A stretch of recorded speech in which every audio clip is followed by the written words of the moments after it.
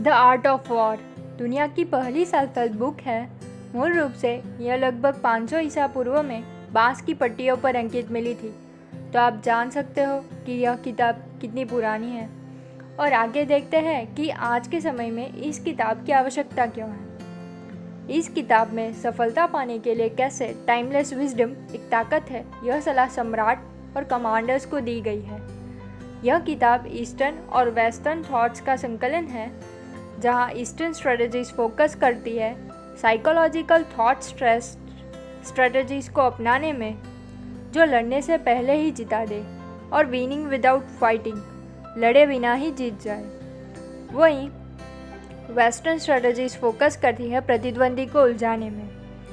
कोई भी राइटर केवल अपने समय के संदर्भ में ही मौजूद होते हैं जब वह जीवित होते हैं। वैसे ही सुन त्सु का लेखन कार्य भी उनके समय में चल रही महत्वपूर्ण कला, युद्ध कला पर निर्भर करता है।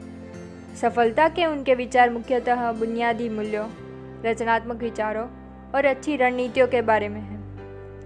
यह बताते हैं कि हमारे भीतर जो वास्तविक स्व है, उसी को एक अच्छे कमांडर के रूप में पहचाना जाता है। जहां आप जाना चाहते हो, वहां जाने के लिए आपको यह जानना आवश्यक है कि आप कहां हो और आप कहां जा रहे हो। सुन त्सु की बुद्धिमत्ता हमारे लिए एक थॉट जनरेटर है। आइए एक कहानी सुनते हैं, the lesson of the concubines. King Wu ने सुन त्सु से पूछा कि क्या आपकी बताई गई युद्ध की बातें और तरीके स्त्रियों पर लागू होती है। सुन त्सु ने बताया कि जी हाँ, हो सकती है।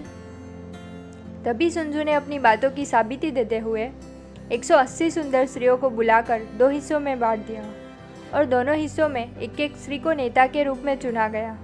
सभी स्त्रियों के हाथ में भाला दे दिया गया और उनसे पूछा गया कि क्या आप सभी आगे पीछे, दाहिने बाएं हाथ के बीच का अंतर जानती हो।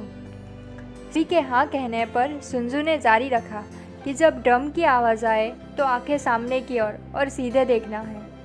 जब मैं दाहिने मुड़ का आदेश दूं तो आपको अपने दाहिने हाथ की ओर मुड़ना है। जब मैं आपको बाएं मुड़ का आदेश दूं तो आपको अपने बाएं हाथ की ओर मुड़ना है। और जब मैं आपको पीछे मुड़ आदेश दूं तो आपको अपने पीछे की ओर मुड़ना है। यह सब समझाने के बाद उन्होंने आदेश दोहराए, ड्रम भी बजा, लेकिन किसी ने सिखाए हुए आदेशों का पालन नहीं किया।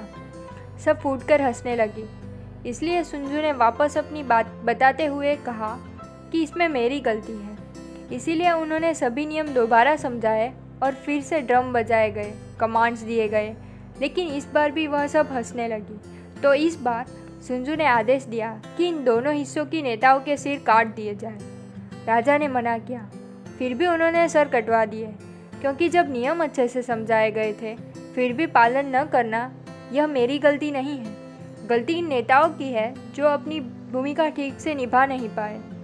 फिर उसने 2 नए नेता बनाए और फिर वह सब कमांड्स, ड्रम बजाना दोहराया गया, और सभी स्त्रियों ने इस बार अपने युद्ध अभ्यास को ठीक उसी तरह से किया जिस तरह उनको सिखाया गया था।